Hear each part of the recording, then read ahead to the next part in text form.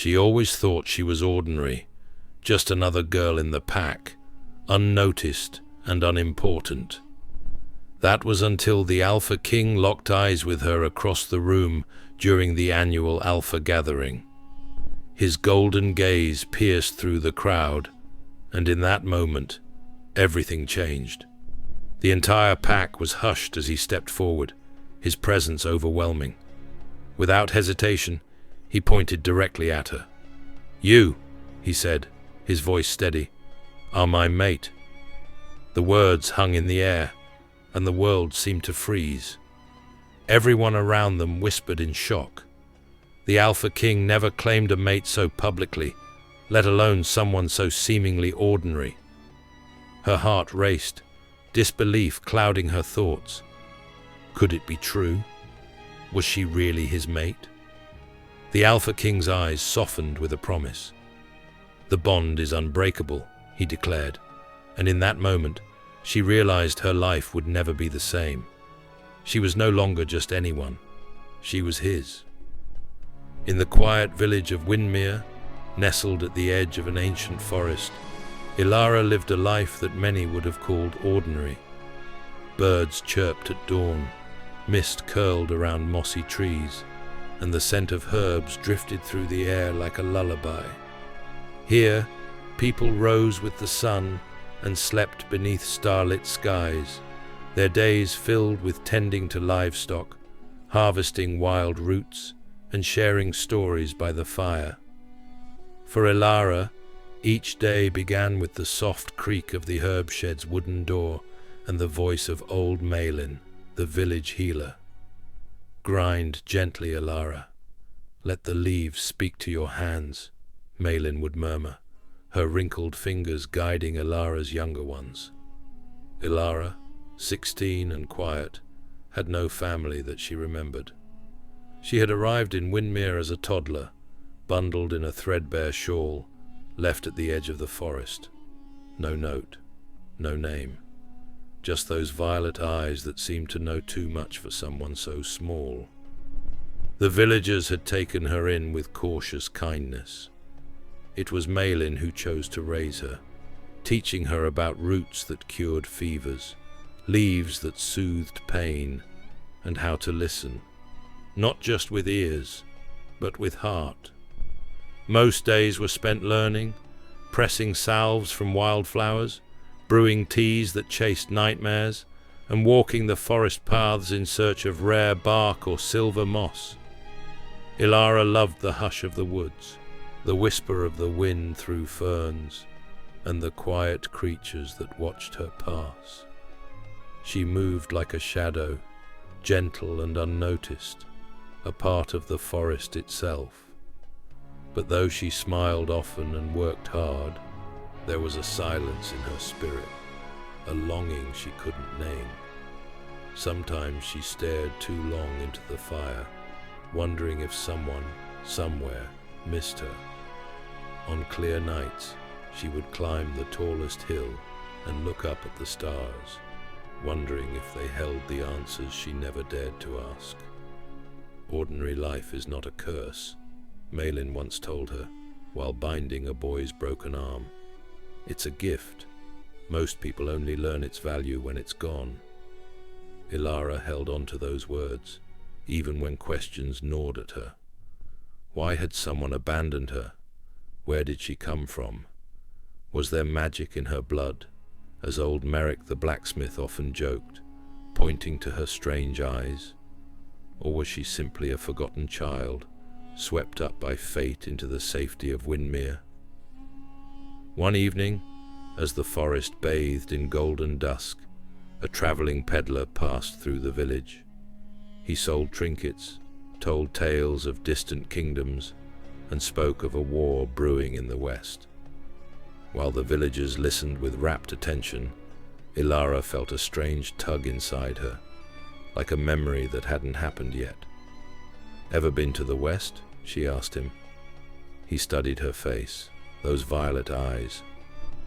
"Can't say I have," he said slowly, "but I've heard of a child with eyes like yours. Disappeared years ago. Royalty, some say." Ilara's heart stumbled. She said nothing. The moment passed. That night, she sat on the hill again, staring at the stars. If the world was calling her, she couldn't hear it clearly yet. All she had was Windmere, Malin, and the forest that breathed like an old friend. That would be enough, for now, because Ilara's life may have seemed ordinary, but in her quiet footsteps, in her steady hands, and in her unasked questions, there was a storm waiting, and even the stars seemed to hold their breath. A mysterious calling. The first dream came on a moonless night. Ilara tossed under her thin blanket, the wind outside howling like a creature lost in time. In the quiet of her small cottage, nestled at the edge of the forest, her mind drifted into sleep and into something much stranger. She was standing in a place that felt familiar, yet unlike anything she had ever known. The ground beneath her feet shimmered with a silver hue, like stardust had been woven into the soil. Tall, ancient trees loomed on either side of her, their trunks glowing faintly, pulsing as if alive with breath and memory. And then she saw them, eyes, dozens of them, floating in the darkness between the trees. They weren't threatening, but they weren't friendly either. They were watching, waiting. Ilara took a step back, heart pounding. She tried to speak, but no sound escaped her lips. The silence was thick, almost sacred. The eyes blinked, slowly, in unison, and the shadows around them shifted. From that deep velvet dark came a voice, low, echoing, gentle, yet commanding. "You have returned to us, my queen." Ilara froze. The words wrapped around her like a memory she hadn't lived. She wanted to ask who was speaking, what they meant. But again, her voice failed her. The trees began to hum, a low vibration that stirred her very bones. She could feel something awakening around her, within her. The forest bent toward her, as if bowing. A golden light flared behind the eyes, and suddenly the shapes were no longer hidden. Great wolf-like creatures stepped into view, their fur woven with stars and smoke. One stepped forward, eyes glowing a deeper gold than the rest. "You have slept long," the creature said, its voice clear inside her mind. "But the veil grows thin. The world remembers." Ilara reached out a hand, unsure why, but needing to touch this being that somehow knew her. As her fingers grazed its fur, warmth and power surged through her. Flashes, fragments, filled her mind. A crown made of flame, a battlefield under twin moons. Her own voice, strong and commanding. She jerked awake, back in her cottage, the wind still howling, the fire dim, her heart racing.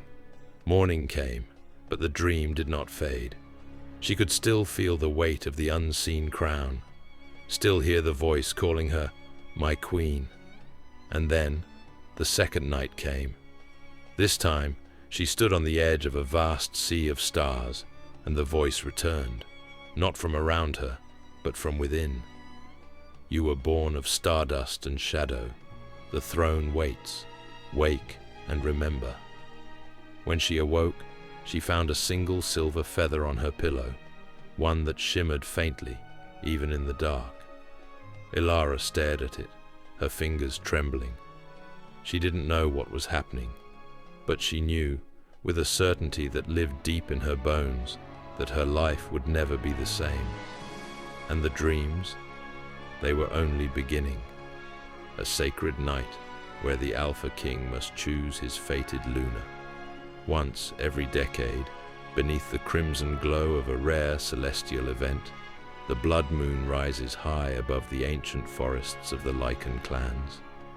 It is on this sacred night that destiny weaves its threads, and the Alpha King must fulfill the prophecy written in blood and stars. He must choose his fated Luna. The festival begins as the last rays of sunlight kiss the horizon. Fires are lit at the edge of the sacred circle, a clearing deep in the heart of the whispering woods. Wolves from all 5 royal packs gather in reverent silence, dressed in ceremonial robes or in their noble wolf forms. Their eyes gleam with anticipation and unspoken power. The air hums with ancient chants, passed down through generations. The Alpha King stands tall at the center, cloaked in midnight black, the silver crest of his lineage etched across his chest. His presence commands respect, his aura wild, unyielding, and deeply magnetic. Yet tonight, his heart races with a storm of emotions. For on this night, the moon goddess reveals his destined mate, the one chosen to rule beside him, not only in power but in spirit. Surrounding him are the eligible females of royal blood. Each bears a mark of her lineage and a hope in her heart. Some are trained warriors, others wise seers, all raised with the dream of becoming Luna. But the choice is not made by politics or preference. It is made by the moon itself. As the blood moon reaches its zenith, its red light bleeds across the land. A hushed awe settles over the gathering. The oracle, an ancient wolfess with eyes like smoke and voice like wind, steps into the circle. She speaks in tongues no longer understood by mortals. Her hands rise, calling upon the moon goddess to guide the Alpha King's soul to his match. One by one, the chosen women step forward. The Alpha King looks into their eyes, seeking not beauty, but the pull of fate. His heartbeat echoes with each name called, but none stir his wolf, until she appears. A girl steps forward, not dressed in finery, but in simple woven cloth. Her hair is wild, her eyes defiant. She is not from the noble packs, but the daughter of a healer, thought unworthy to stand among royals. Yet the moment their eyes meet, time shatters. The air thickens. His wolf growls, not in warning, but recognition. The crowd gasps. The oracle smiles knowingly. The Alpha King steps toward her. He doesn't ask her name. He knows it, carved deep in his soul, long before this night. She is his fated Luna. But prophecy comes with challenge. The union must be tested. A final rite, the binding hunt, begins. Together, the Alpha King and his chosen must hunt under the blood moon, face the spirits of the old kings, and prove their bond is true. If they fail, the moon will not rise red again for 100 years, and the Alpha will reign alone. Hand in hand, they vanish into the forest, their silhouettes swallowed by shadows and light. The drums beat louder, echoing across valleys, as wolves raise their heads in howls, not of fear, but of fate. The Blood Moon Festival is not just a night of tradition, it is the turning of an age. And when the Alpha King returns, victorious or broken, a new chapter of the Lycan legacy will begin. Would you like a visual scene for this story as well? Ilara had always obeyed the unspoken rules of her village. Never go near the forest after dusk, never follow the whispers in the wind, and never, under any circumstance, cross the boundary marked by the ancient stones. But tonight, something was different. The sky was a dusky indigo, the moon a perfect silver disk, hovering low above the horizon. A gentle wind rustled through the tall grass, brushing against Ilara's bare arms, as if beckoning her. She stood just beyond her grandmother's hut, barefoot, heart beating a strange rhythm. It had begun with a dream, no, a sensation, of being called. Not with words, but with something deeper, older, and impossible to ignore. It started earlier that evening while she was helping her grandmother prepare herbs. The scent of sage and eucalyptus filled the small room, But Ilara felt her thoughts drifting. A shiver ran down her spine when she looked out the window. There, beyond the maize fields, the forest loomed, tall, dark, and breathing. She could have sworn the trees shifted, like they were watching her. Ilara, her grandmother warned without looking up, "Don't let your thoughts wander to that place. The forest remembers." Remembers what? Ilara wanted to ask, but her throat felt tight. She excused herself and stepped outside, drawn by something she couldn't explain. Now, standing at the edge where the last stone marked the boundary, she felt it, the pull. It was subtle, like the tug of a tide just beneath the surface. Her fingers tingled, and the air around her seemed denser, charged with unseen energy. The forest's edge shimmered in the moonlight, the trees swaying rhythmically like ancient dancers. There was no sound of animals, no chirp or rustle, just silence and the steady thrum of her heartbeat. Ilara. She heard it. Not a whisper exactly, but a sound that brushed her name into her ears like falling leaves. She turned sharply. No one. Still, the pull intensified. Her feet moved forward instinctively, crossing the stone. As soon as she stepped into the shadows of the trees, the air cooled. The forest floor was soft, muffling her footsteps. A pale mist coiled around her ankles, curling and uncurling like curious fingers. She didn't know why she wasn't afraid. Something ahead glowed faintly, like the ember of a dying fire. She followed, brushing aside branches that never scratched her, never caught her hair. It was as if the forest knew her. And then, there it was. A tree unlike any other stood in a small clearing. Its bark shimmered like silver, and in its base, a hollow pulsed with blue light. Ilara stepped closer, breath caught in her chest. She reached out, not sure what she was doing, but needing to touch it. The moment her fingers brushed the bark, visions flooded her mind. A girl, her, standing beneath this same tree centuries ago. Fire, screams, the tree wrapping its roots around her, protecting her, promising to remember, promising to call her back. "Ilara," the voice said again, gentle and warm this time. "You've returned." She staggered back, heart pounding, tears streaming down her cheeks. The tree, the forest, the dream, it was all part of her. Something ancient had awakened, and she was the key. Suddenly, the forest was alive with sound. Crickets chirped, leaves rustled, an owl hooted.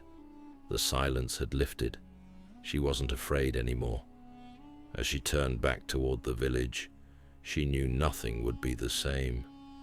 The pull hadn't just brought her to the forest, it had brought her home. The wind whispered secrets through the dense pines as twilight draped the forest in hues of indigo and silver. The clearing, hidden deep within the wilds of the northern ridge, was quiet, eerily so. Birds had hushed. Even the restless rustle of leaves had stilled, as if the earth itself held its breath.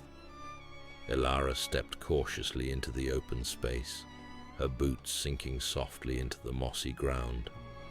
She shouldn't have wandered this far from the village, but something had drawn her, something primal, magnetic. Her heart pounded against her ribs, not entirely from fear, but from anticipation she couldn't name. Then she felt it. A presence, like the air had thickened, crackling with unseen energy. The hairs on the back of her neck rose. She turned, and there he stood, Kyle, the Alpha King, a myth to many, a terror to others. But none could deny the raw power that radiated from him like heat from a wildfire. Towering and broad-shouldered, Kale's figure was carved with strength. His obsidian hair fell just past his jaw, wind-tossed, framing a face both fierce and beautiful. His eyes, gods, his eyes, were molten gold, glowing faintly even in the fading light, piercing, predatory. They locked onto her the moment she turned, and the world stopped. Time stilled, the breeze ceased, her breath caught. Nothing existed outside that gaze. It was as if the universe had been reduced to just two people, Ilara and the Alpha King. Her every instinct screamed to run, not from fear, but from the unbearable pull between them. It was too much, too sudden. His gaze stripped her bare, saw past the defenses she had so carefully built, and yet she couldn't look away. Her soul, inexplicably, leaned forward. Kyle took a step closer, slow and deliberate, not like a man, like a force of nature, a wolf in human form. His voice, when it came, was a low rumble, barely audible, but it slid down her spine like a caress. "You're not supposed to be here." Ilara's lips parted, but no words came. Her thoughts scattered, replaced by sensations, heat blooming across her cheeks, the erratic beat of her heart, the tingling awareness that danced across her skin. She had read stories of mates, of bonds forged in a single glance, but she had never believed them. Not until now. Kyle stopped just a breath away, so close she could feel the warmth radiating off him, the deep, ancient energy that hummed in his presence.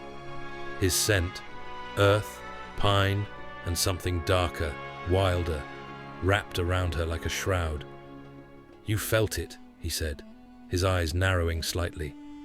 "Didn't you?" Ilara swallowed hard. I don't know what I felt. But she did.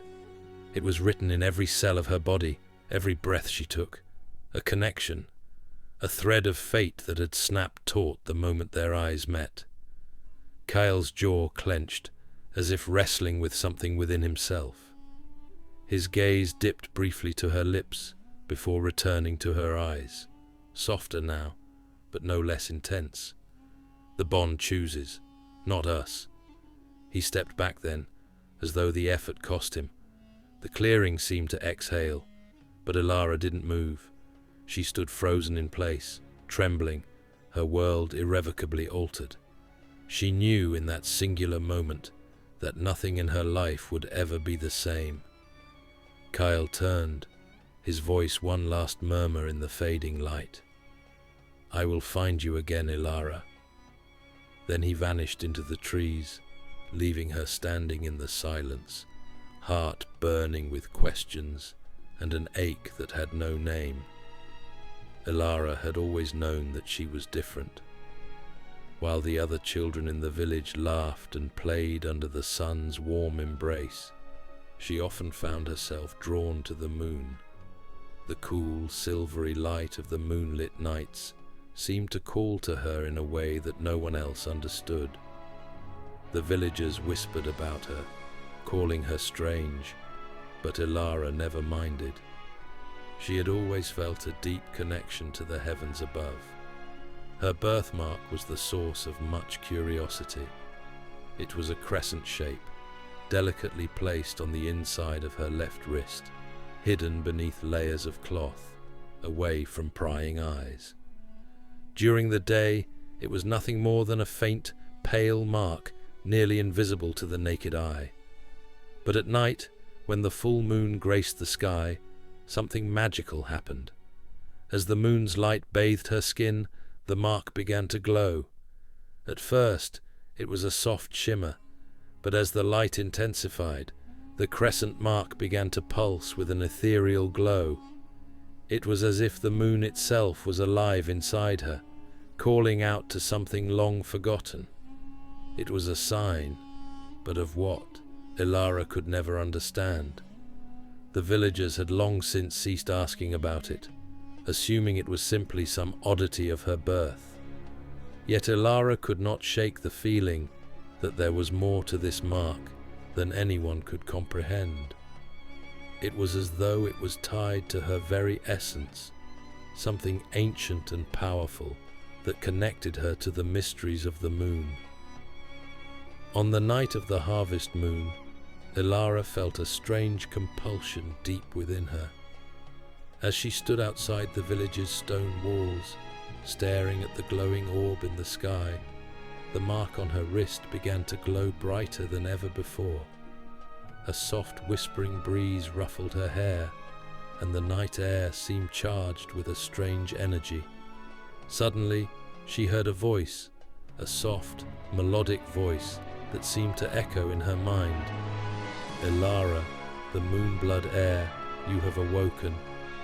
The voice was soothing, yet carried the weight of centuries within it.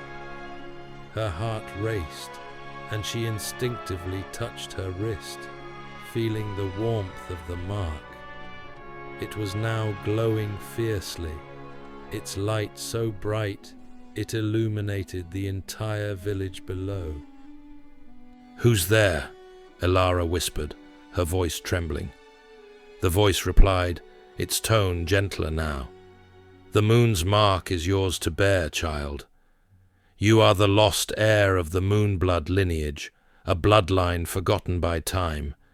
It is your destiny to restore the Moonblood to its rightful place, to protect the balance between the realms of the earth and the moon." Ilara's mind spun with the revelation. Moonblood? She had never heard of such a thing, yet everything in her being felt drawn to this truth. The Moonblood were said to be an ancient order, people born with a special connection to the moon. They were the guardians of the night, entrusted with protecting the secrets of the heavens. But they had disappeared long ago, lost to time and legend. "Why me?" Ilara asked, her voice full of confusion and wonder. "I'm just a girl from this village. How can I be the heir?" "You are the last of your kind, Ilara," the voice answered. "The Moonblood bloodline has been scattered across the ages, but you are the one destined to restore it. Your birthmark, the moon's mark, is the key to unlocking the power of your ancestors. It has been waiting for you, for the right moment to awaken." Ilara felt the weight of this newfound responsibility press upon her. She had always thought she was just another ordinary girl, destined for nothing more than a simple life. But now, the truth was clear. She was part of something much larger than herself. As the moonlight bathed her in its radiant glow, Ilara felt a surge of power within her. The mark on her wrist pulsed with energy, and for the first time in her life, she felt truly alive, as though she were one with the night itself. The voice spoke once more. "The time has come, Ilara. You must embrace your destiny. The Moonblood will rise again, but only if you are strong enough to accept your heritage." Ilara stood tall, her heart beating with purpose. She was no longer just a girl who was different. She was the Moonblood heir, and her journey was only just beginning. The moon had marked her, and now it was time to fulfill the legacy of her ancestors. The moon hung high in the sky, casting a silvery glow over the vast forest, the wind carrying with it the scent of pine and earth. Deep in the heart of the woods, the pack stirred. Their movements were swift, a silent harmony in the dark as they gathered in the clearing. In the shadows, a soft murmur spread through the pack, like a ripple in still water. The elders, their eyes gleaming with ancient knowledge, exchanged wary glances. The younger wolves, restless with curiosity and excitement, whispered amongst themselves. The topic of their chatter was not a new scent, nor an intruder on their territory. No, it was far more unsettling than that. A human, a female human. And what's worse, she was not just a passing wanderer. She had come to them as one of their own. The rumors had started slowly, as whispers often do, but they had spread like wildfire. The human, this strange being with 2 legs and a soft skin that smelled of fire and blood, had walked into the heart of their land. She had no fear, no sense of the boundaries that separated her world from theirs. At first, they had been cautious, watching her from the edges of their domain. But then, something remarkable had happened. She had earned their trust. Through gestures and actions, not words, she had shown she was not a threat. She fed them when they were hungry, offered warmth when the nights grew too cold, and listened with an almost reverent silence to the wolves' howls under the moon. It was the youngest wolf of the pack, a bold and curious creature named Kale, who had first approached her. He had circled her tentatively, sniffing the air, trying to understand the strange scent of human. But when she had knelt before him, her eyes soft and kind, Kale felt no danger.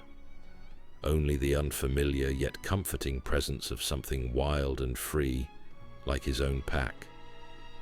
The days passed, and the bond between the wolves and the woman grew. She had shown them her strength in ways they never expected. She tamed the wild horse that ran beside them, and with a steady hand, she had sewn the torn fur of one of the wolves injured in a fight with a rival pack. She had done all this with the grace of a hunter and the care of a mother.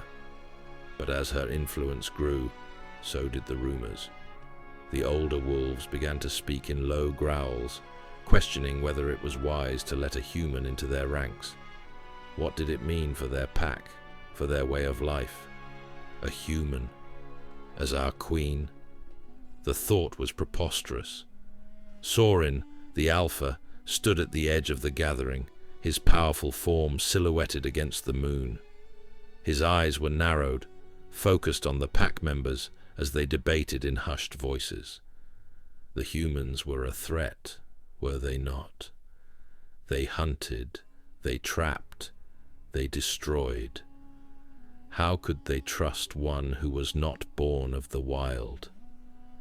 Yet, as the evening passed, a shift occurred. The scent of the human's fire filled the air, and as it reached his nostrils, Sorin felt a stirring within him. It was the scent of survival, of endurance.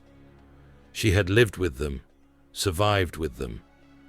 Perhaps, just perhaps, the human could offer something the pack lacked. The moonlight fell upon the gathered wolves, their eyes reflecting the ancient knowledge of their kind. They had always followed the call of the wild, the rhythm of the earth, but now they were at a crossroads. Could they allow a human to take the mantle of leadership? Kyle, the young wolf who had first befriended her, stood tall, his head held high. "We have never feared the unknown," he spoke softly, but his voice carried across the clearing. "Why should we now?" For a moment, silence reigned. The wolves regarded one another, the weight of their decision heavy in the air. The pack had always followed strength, but now the definition of strength was changing. Sorin took a deep breath, his chest swelling as he considered their future. The whispers of the pack faded, replaced by the steady beat of his heart. He was not the only leader here. Perhaps it was time to embrace change, to trust the wildness of this human spirit. After all, the forest was full of surprises. With a deep growl, he lifted his head to the sky, the moon reflecting in his eyes. "Let her prove herself," he said, his voice carrying through the forest. "If she can lead as we do, then she will be our queen." The wolves howled in unison, a sound that echoed across the land, marking the beginning of a new era. The rebellion had begun, and it was no longer just about survival. It was about something deeper, a bond that transcended species, one forged in the heart of the wild. The grand hall echoed with the sound of the crowd's murmurs as Kale, the Alpha King, stepped forward. His towering figure, clad in royal armor, exuded power. But today it wasn't just his strength that commanded attention. It was the fierce determination in his eyes. His gaze locked on Ilara, standing across from him, and the air around them seemed to crackle with tension. Ilara, his chosen mate, stood poised, her emerald eyes filled with a mixture of defiance and curiosity. The murmurs of the court grew louder, the people of Kale's kingdom unable to contain their whispers. Rumors had long circulated about the Alpha King's intentions toward her, but now, as Kale raised his voice to address the entire kingdom, the truth was finally out. "Ilara is mine," Kale declared, his voice booming through the hall. The words rang in the air, heavy with finality. "I claim her as my mate, my queen, and no force shall stand between us." The announcement sent shockwaves through the room. The nobles exchanged looks of disbelief, while the warriors at Kale's side clenched their fists, unsure of how to react. But it wasn't just the court that was thrown into turmoil. Out in the streets, the news would soon spread like wildfire. The Alpha King had publicly claimed Ilara, a woman who had lived a life of independence and defiance, and now her fate was bound to him. Ilara's heart pounded in her chest as she held her ground. She had never been one to bow to anyone, not even a king. Her life had been one of freedom, far removed from the constraints of the Pack's expectations. The Alpha King had always been a figure of power, but his sudden public declaration was more than she had ever bargained for. "I did not ask for your protection, Kale," Ilara replied coolly, her voice cutting through the tension. "You cannot claim what is not yours." Kale's eyes softened for a moment, but there was no mistaking the raw intensity beneath his gaze. "You do not need to ask, Ilara," he said quietly, but with undeniable authority. "It is not about what you want or don't want. It is about what is right for both of us. You are my equal, but you are also mine to protect. No one will lay a finger on you while I breathe." The room fell silent. The nobles, who had once whispered about Kale's rumored feelings for Ilara, now realized that their king's words were not just a passing fancy. They were a declaration of war, both in love and in power. "Do you think you can just declare ownership over me?" Ilara's voice trembled with emotion now, the weight of his words finally sinking in. "I have my own path, my own destiny. I don't need a king's claim to determine who I am." Kyle stepped closer, his presence overwhelming. He was the Alpha King, a figure of unimaginable strength, but there was something more in his gaze now. "You will have your path, Ilara," he said softly, his tone unwavering, "but it will be beside me. Together, we will forge a future where no one dares challenge us. I will fight for you and for us." The tension between them was palpable, but there was something else there, something deeper. Kyle's fierce protection wasn't just about dominance. It was about something he could no longer deny. His love for her, fierce and unyielding. The court remained still, the atmosphere charged with anticipation. Would Ilara accept Kale's claim, or would she stand her ground and defy him, throwing their fates into turmoil? As Kale waited for her response, the air seemed to grow colder, the weight of the world pressing down on them both. Whatever came next would change everything. The kingdom would never be the same, and neither would they. Ilara's eyes met his, and for a moment the world seemed to stop.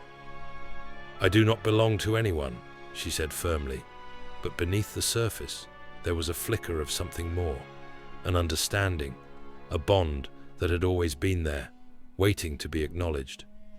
Kyle smiled, a glimmer of hope in his eyes. "We shall see, Ilara. We shall see." Ilara had always known that peace was temporary. The war against the ancient enemies of her bloodline had been fierce and bloody, but after years of struggle, she had hoped that the worst was behind her. She had even dared to believe that the Shadow Pack, the ancient creatures bound by darkness and bloodlust, were vanquished forever. But the night had a different story to tell. It began with whispers in the wind, barely audible yet undeniably present. Strange shadows danced across the land, as if something watched from beyond the trees, lurking in the darkness. Ilara, now a seasoned warrior, felt a chill crawl up her spine as the familiar sense of dread crept into her bones. It was an omen. The Shadow Pack, enemies from her past, had awoken. The first attack came at dawn.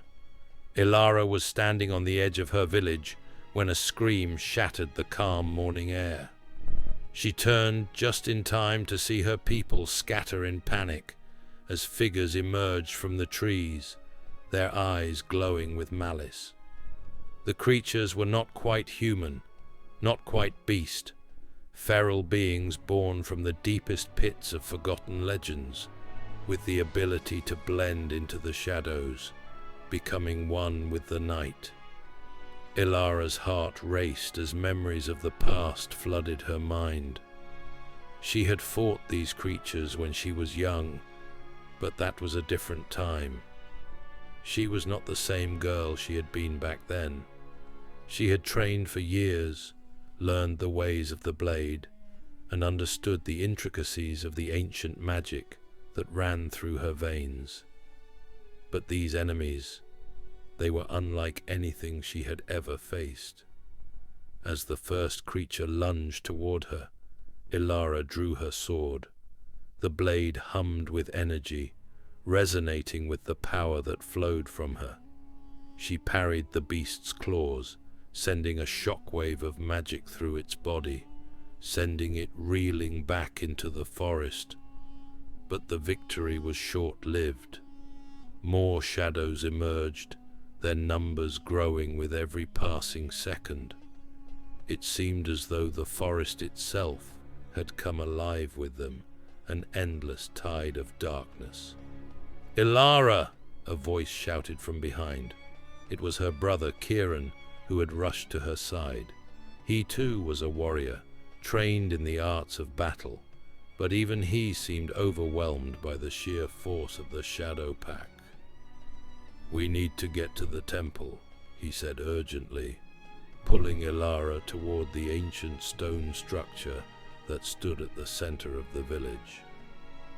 It was their last hope, the place where their ancestors had sealed away the dark magic that birthed the pack. If they could reach it, they might be able to use the power within to stop the creatures. But the path was not clear. The shadowy creatures surrounded them, their eyes fixed on Ilara as if they knew her. The leader of the pack, a towering beast with black fur and glowing red eyes, stepped forward from the shadows. His voice was a growl, low and menacing. "Ilara," he said, his tone filled with ancient malice. "You cannot run from what you are. The blood of the pack runs in your veins. You belong to us, and we will hunt you down until the end of your days." Ilara's pulse quickened, but her resolve only hardened. She had faced these creatures once before, and she would do so again. With a fierce cry, she raised her sword, channeling all of her magic into it. The blade shone with a brilliant light, cutting through the darkness and sending the creatures scattering in all directions. But the battle was far from over. Ilara, "The temple," Kieran urged again, his voice filled with urgency. He grabbed her arm and pulled her toward the ancient structure. The Shadow Pack was relentless, but they had one advantage: time. They just needed to reach the temple before the pack overwhelmed them. The dark magic of the creatures was ancient, and its hunger was insatiable. Ilara knew that this battle would not be won in a single fight. It would take everything she had to protect her people and rid the world of the curse that had haunted her family for centuries. The Shadow Pack had awoken once more, and Ilara would face them, not as a girl running from her fate, but as a warrior determined to end the nightmare once and for all. Ilara had always been an ordinary girl, or at least that's what she thought, until the day the world around her began to shift. It was subtle at first, like the faintest hum beneath her skin, a sensation she could not ignore. It started when she stood in the quiet of her room, staring at the window, the sun sinking low behind the hills. The air seemed charged, almost like static electricity was filling the space, though she couldn't see it. She felt her heart race in sync with an unfamiliar pull, as if something inside her was awakening. It was that evening when the change truly began. As she walked through the crowded streets of her village, she could hear the murmur of thoughts swirling around her. At first, it was faint, like whispers in the background of her mind. Then, the whispers grew clearer. "I wonder if I locked the door," a woman passing by thought. Ilara froze, her footsteps faltering. "I can't believe it's already this late.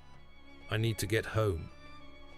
Ilara's head snapped toward the source of the thought, only to find an elderly man walking by. Her breath caught in her chest, and she instinctively rubbed her temples, trying to shake the eerie sensation. At first, Ilara thought she was losing her mind. Maybe it was stress, or perhaps something was wrong with her health. But as she moved through the village, she realized it wasn't just the thoughts. It was the energy around her. She could feel the tension in the air, the subtle movements of people's emotions. It was like she was tapping into a hidden layer of the world that no one else seemed to notice. Her fingertips tingled, and she pressed her hand against the old oak tree in the center of the square. A rush of warmth surged through her palm, and the tree's energy pulsed like a heartbeat. It was as though the tree had a life force of its own, one that she could now perceive. She jerked her hand back, startled by the intensity of it. As Ilara walked on, she felt a tugging at her chest, a pull toward the nearby river. Her heart beat faster, and she followed the strange sensation without knowing why. The closer she got to the river, the more intense it became, like a whispering voice was calling her to the water. It was a strange compulsion, something she had never experienced before. She stood at the edge of the river, gazing at the water's surface as it rippled in the moonlight. The river seemed to hum with energy, a force beyond her understanding.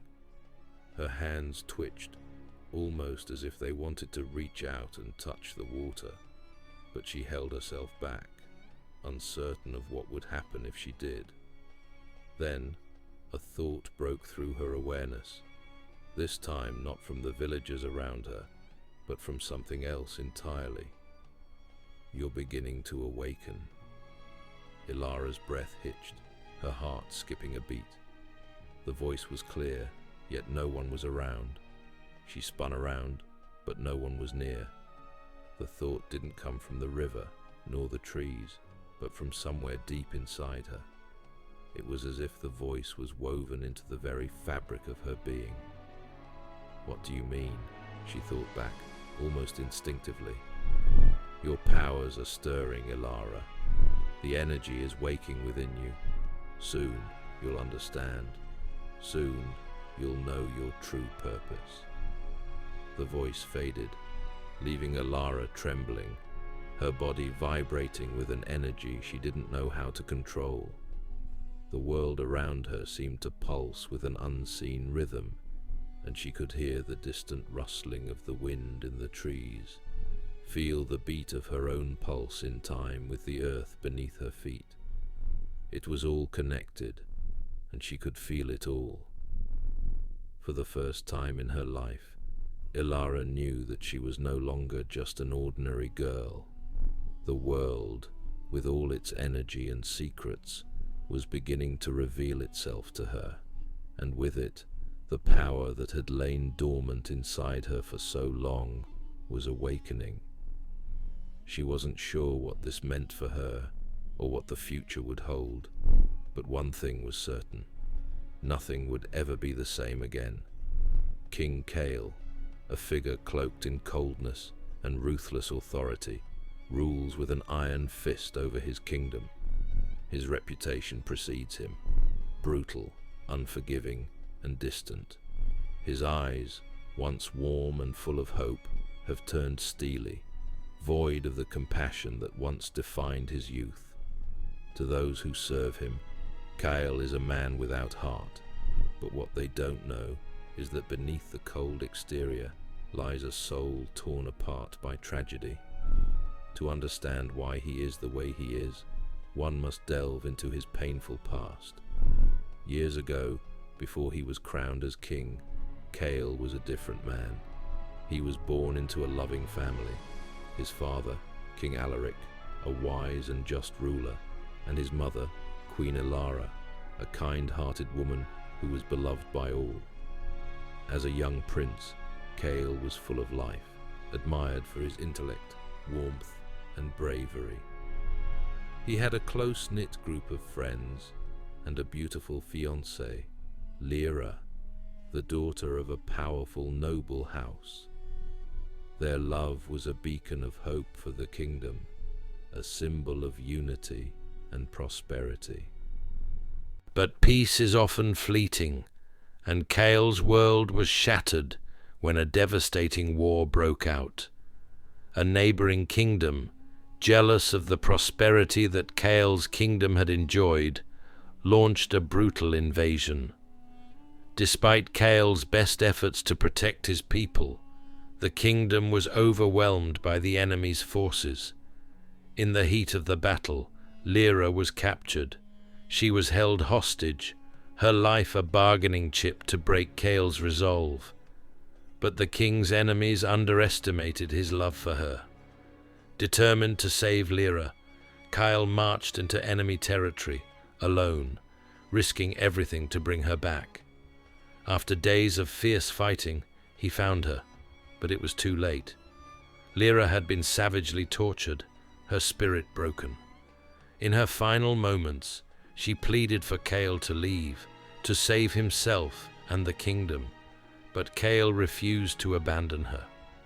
He held her in his arms as she breathed her last breath, and it was then that the man who had once been filled with hope and love was forever changed. The loss of Lyra shattered something deep inside Kale. He returned to his kingdom, but it was not the kingdom he had left behind. His people greeted him with hope in their eyes, but Kale saw only the futility of their dreams. His grief turned into rage, and his sorrow became a deep, gnawing emptiness. He turned to war, to strategy, and to politics, seeking control in every aspect of his life. He surrounded himself with advisors who whispered their desires into his ears, and he trusted no one, fearing that anyone he grew close to would be taken from him once again. The brutality that he became known for was born from this pain. Every enemy, every rebel, every traitor was a reflection of his inner turmoil. He believed that by being harsh and unforgiving, He could protect his kingdom from the heartache he had suffered. He thought that by ruling with an iron fist, he could ensure that no one else would feel the kind of loss he had endured. But the cost of Chaol's transformation was steep. His kingdom, once filled with joy, grew cold and distant. The people who once adored him now feared him. They saw only the king who had grown cruel, ruthless, and merciless. The man who had been filled with hope and love was buried beneath a layer of bitterness and pain.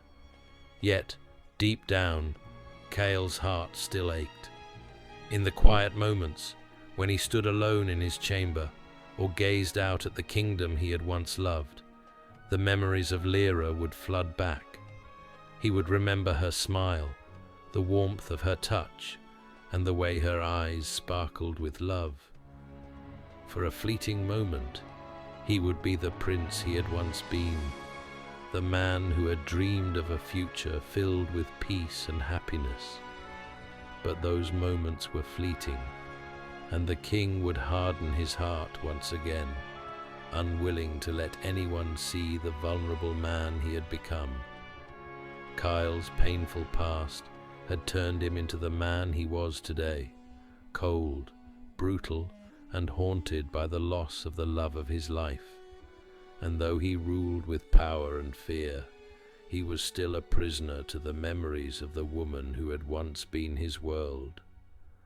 The air in the royal palace was thick with anticipation.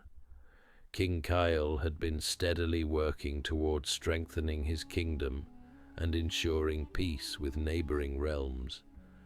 His eyes, once clouded with uncertainty, had become sharp with resolve.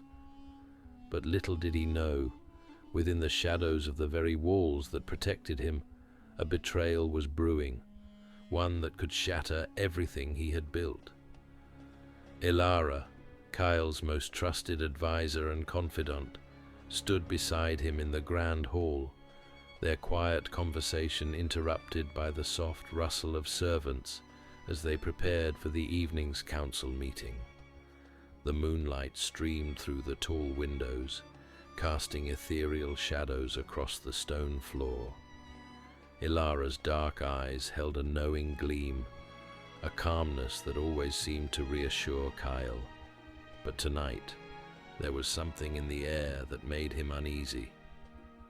"I fear this peace may not last much longer," Ilara murmured, her voice a mere whisper against the soft hum of the palace. Chaol frowned, glancing at her. "You're always quick to sense unrest. But the alliances are firm, and the treaties are signed. What do you sense?" She hesitated, her eyes darting briefly toward the door, before meeting Chaol's gaze once more. "There are forces at play that you may not have foreseen, the kind that move in silence, in shadows." Before Chaol could respond, the doors to the council hall swung open, and the ministers, generals, and advisors filed in. Among them was Lord Arik, Chaol's longtime friend and trusted ally. But tonight, Chaol noticed something unsettling in his demeanor, a coldness, a distance that hadn't been there before. He offered no reassuring smile as he usually did, but instead, his eyes were sharp and calculating. It was subtle, but it was enough to send a shiver down Chaol's spine. As the meeting began, Chaol's mind kept drifting back to Lord Arik. The man had always been steadfast, loyal even in the darkest of times. They had fought together, bled together. Chaol had trusted him as a brother, a man who would stand by him no matter the cost. But now, the silence that filled the room felt oppressive, and Chaol's gaze kept returning to Lord Arik's tight-lipped expression. Unbeknownst to Chaol, Lord Arik was deep in conversation with someone in the corridors outside, someone with a hidden agenda, someone whose name Chaol had never suspected. It was a conspiracy born of envy, thirst for power, and a deep-rooted desire for the throne. The whispers had begun years ago, but it was only recently that Arik had truly begun to entertain the idea. He had always felt overshadowed by Kyle's brilliance, by his strength, by the love the people held for him. But it wasn't just the throne that Arik sought, it was Elara. She was the one thing Kale had that Arik could never possess, and her loyalty to Kale only fueled his resentment. Elara must be removed, Lord Arik had whispered to his secret allies. If we take her away, Kale will be weak, he will fall, and when he does, the throne will be mine. And so, a plan was set into motion, one that would destroy everything Kale had worked for. Back in the council hall, Kale's thoughts were interrupted by the sudden arrival of a messenger.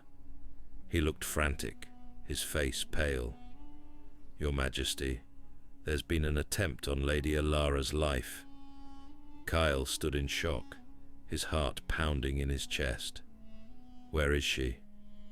"She's been taken to her chambers, but the assailant escaped before the guards could apprehend them." Kyle turned to Lord Arik, but the man's expression was unreadable, his face hidden behind a mask of concern. But Kyle, for the first time in years, could see through that mask. The truth was dawning on him like a crushing weight. Without a word, Kyle rushed toward Elara's chambers.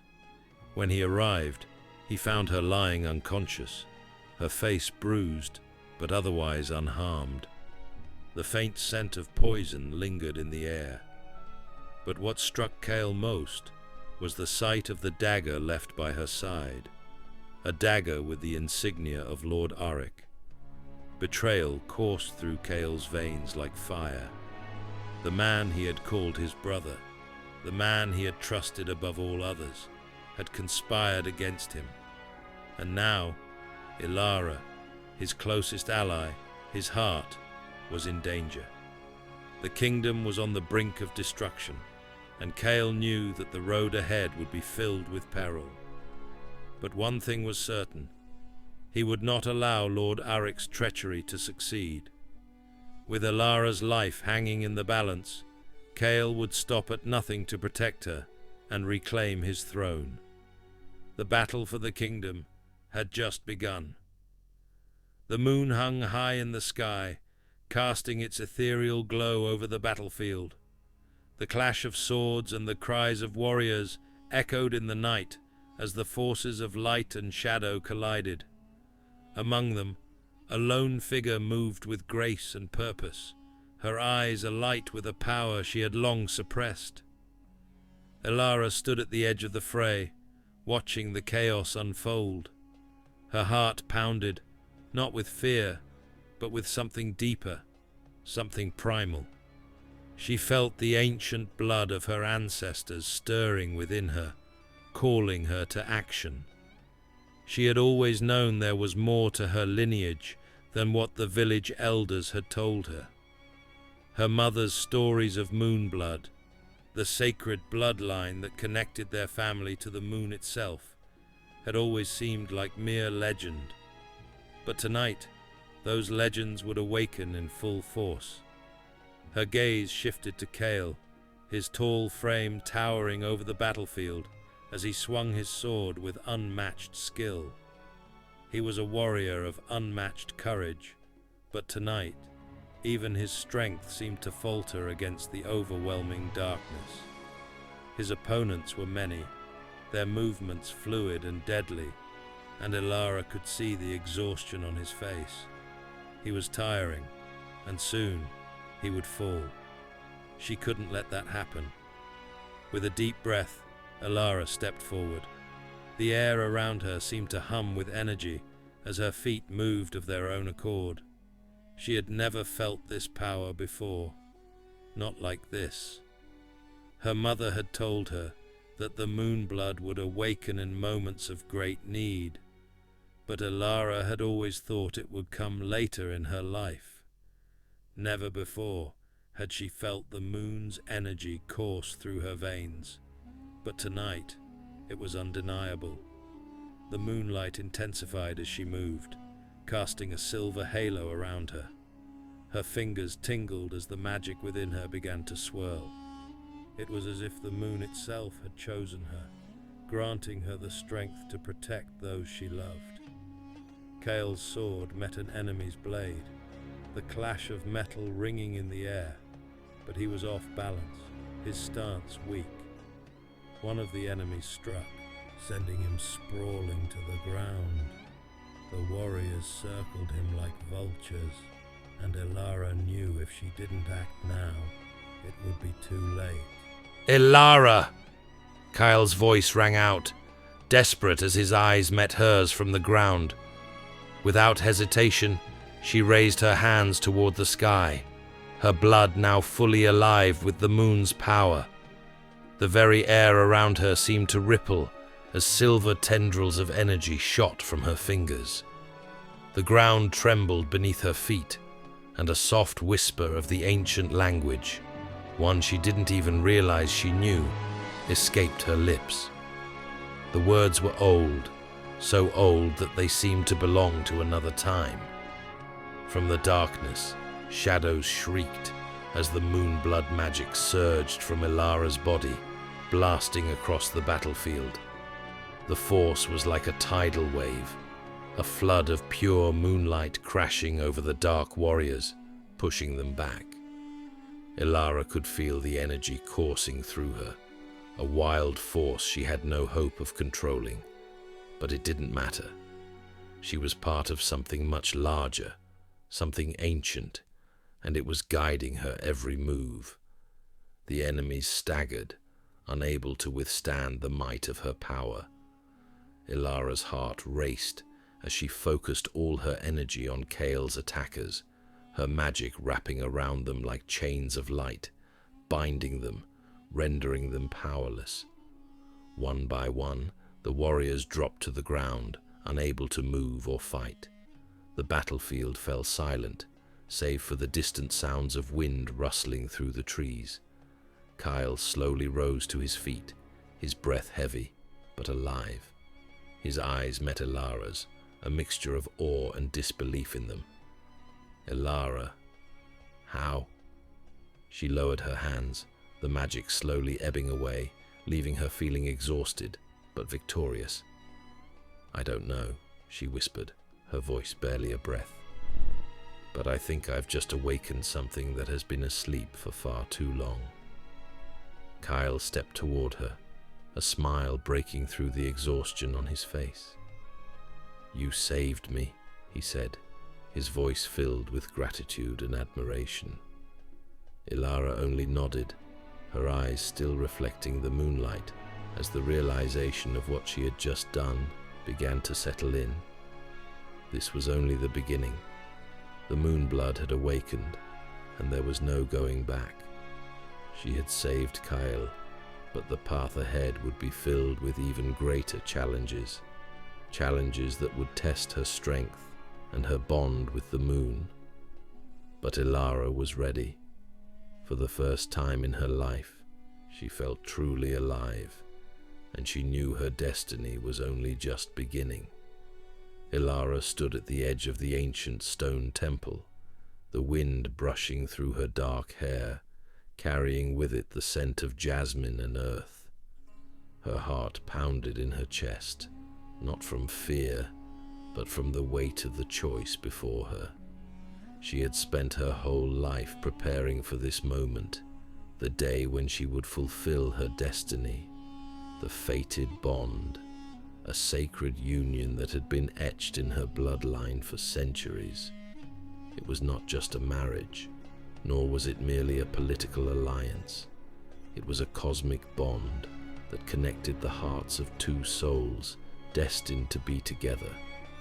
But Elara wasn't sure if she was ready. She wasn't sure if she was willing. The world outside the temple seemed to stand still as she gazed down at the intricate symbols etched into the temple's steps. Each one was a reminder of the ancient prophecy, of the role she was destined to play. She had always been told that she would marry him, the one she had been bound to from birth. Their union was said to bring peace, prosperity, and strength to their kingdom, but the cost was high.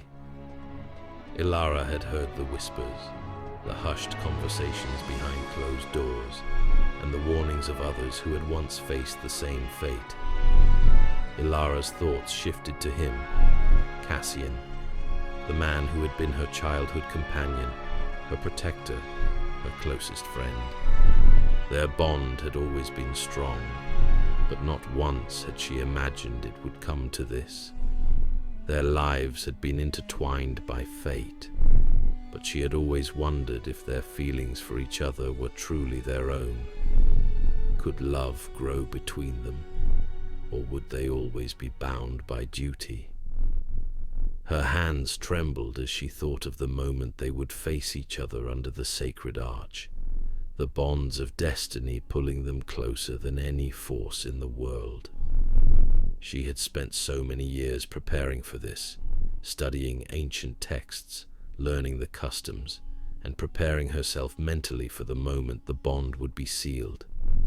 Yet, when it came down to it, Ilara's heart wasn't filled with certainty. It was filled with fear, not fear of the union, but fear of the unknown, fear of the love she had never allowed herself to truly feel. She loved Cassian, yes, but did she love him as a friend, or was there something more? Did she love him enough to accept this role, to bind herself to him for all eternity? Ilara, a voice called softly from behind her. She turned to find Cassian standing at the entrance of the temple, his gaze searching hers with a quiet intensity. His presence seemed to fill the space around her, as if he were the calm to her storm. His dark hair tousled by the wind, his eyes filled with that same warmth she had known for so long. But there was something more now, something raw, something vulnerable. He had always been strong, always the one to take charge, but in this moment, he was just a man facing the woman he loved. "I'm here," he said, his voice a gentle echo of the years they had spent together. "You don't have to do this if you're not ready." Her heart ached at the tenderness in his words. She could see it in his eyes, the same uncertainty that had plagued her own heart. But there was something else there too, something deeper, something stronger. Ilara stepped toward him, her resolve hardening like the stone beneath her feet. "It's not about being ready, Cassian," she said softly. "It's about love, and I love you. Not because of destiny, not because of duty, but because you're the one who has always been there, the one who has always understood me." Cassian's eyes softened, and he reached out to take her hands in his. "And I love you, Ilara. Always have. Always will." In that moment, Ilara realized that the fated bond wasn't just about destiny or duty. It was about the love they shared. The love that had grown over the years, quietly and steadily, until it had become the very foundation of their souls. It was a love that transcended time and space, a love that had been written in the stars, and now it was theirs to claim. With a deep breath, Ilara stepped forward, meeting him halfway. The ceremony that had once felt like a heavy weight now felt like a natural extension of the bond they had already formed. Together, they would face whatever came their way, not because they had no choice, but because they had chosen each other. And in that choice, Ilara understood that love was not something you had to prepare for. It was something you simply embraced. With Cassian by her side, she was ready, not out of duty, but out of love. As the sun dipped below the horizon, casting a soft amber glow over the village, the air buzzed with an unmistakable sense of calm. The once feuding families, who had spent generations at odds, had finally come to terms, their differences dissolving like mist under the warmth of a new dawn. The villagers gathered together, their faces alight with hope, their hearts swelling with the promise of peace.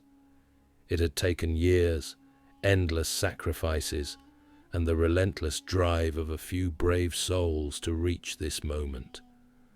In the center of the gathering stood Nia, her heart racing as she felt the weight of her people's eyes on her. She had led the way to this fragile peace, her unwavering determination slowly healing the wounds of the past. The quiet hum of celebration surrounded her, but within, she could hear her heartbeat pounding in her ears. Was this truly the end of the conflict? Was peace finally within reach?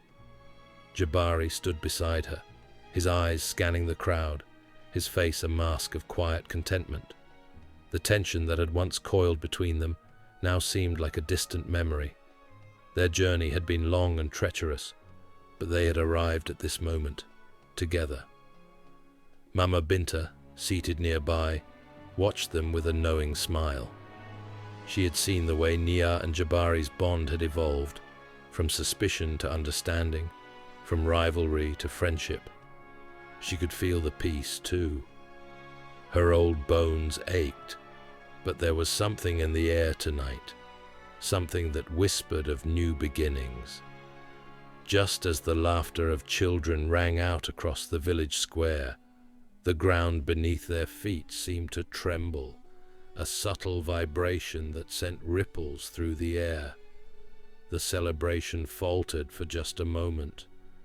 People looked around, their smiles faltering as they exchanged confused glances. Then, from the shadows at the edge of the village, a figure appeared. Cloaked in darkness, their features obscured, the figure moved with unnerving grace, like a predator stalking its prey. The villagers froze, a collective breath held in uncertainty.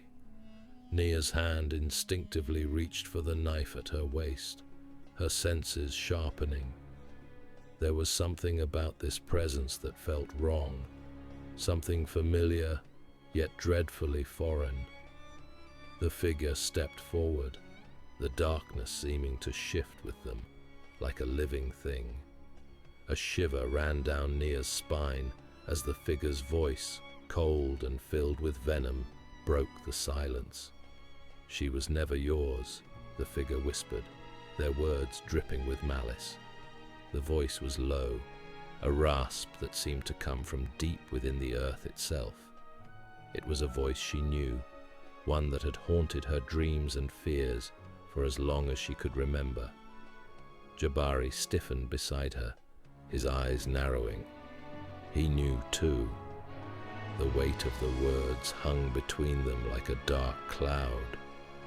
They had both heard those words before, in the deepest corners of their souls. But the figure's presence, its return, was something neither of them had anticipated. Mama Binta's eyes widened, her hand clutching the beaded necklace around her neck, her breath catching in her throat.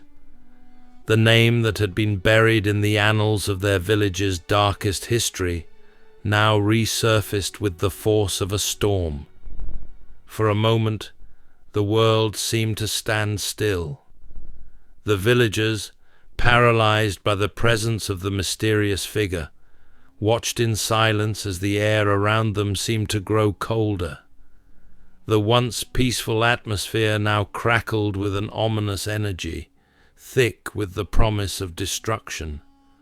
The figure tilted their head slightly, as though savoring the confusion and fear they had caused. "Did you think it was over?" the figure sneered, their voice laced with derision. "Did you really believe peace could be yours? She was never yours to claim." Nia's breath hitched as the figure stepped closer, their face still hidden in the shadows. But the words were clear, and the weight of them was undeniable. This was not the end. It was merely the beginning of something far darker, something that threatened to tear apart everything they had fought for. Jabari stepped forward, his stance protective, but Nia could feel the uncertainty in his movements. Neither of them had expected this, had prepared for this return. The peace they had fought for, so hard to secure, was now hanging by a thread. The figure's lips curled into a cruel smile as they spoke once more, their voice barely a whisper, but its impact felt like a thunderclap. She was never yours. And with that, the shadows seemed to consume them, leaving nothing behind but the lingering echo of those words, a promise of the chaos to come. She always thought she was ordinary, just another girl in the pack, unnoticed and unimportant. That was until the Alpha King locked eyes with her across the room during the annual Alpha gathering. His golden gaze pierced through the crowd, and in that moment, everything changed. The entire pack was hushed as he stepped forward, his presence overwhelming. Without hesitation, he pointed directly at her. "You," he said, his voice steady, "are my mate." The words hung in the air, and the world seemed to freeze. Everyone around them whispered in shock. The Alpha King never claimed a mate so publicly, let alone someone so seemingly ordinary. Her heart raced, disbelief clouding her thoughts. Could it be true? Was she really his mate? The Alpha King's eyes softened with a promise. "The bond is unbreakable," he declared, and in that moment, she realized her life would never be the same. She was no longer just anyone. She was his. Fated for the Alpha King, the moon's pull weaves a story of passion, destiny, and untold secrets. When a young woman discovers her soul bond to a fierce, enigmatic alpha, she's thrust into a world of power, betrayal, and primal desire. Torn between love and fear, she must decide, embrace the fates that bind them, or resist the dangerous allure of the Alpha King. A journey of trust, sacrifice, and love unfolds under the watchful eyes of the moon. Listen now, and experience a love bound by the stars.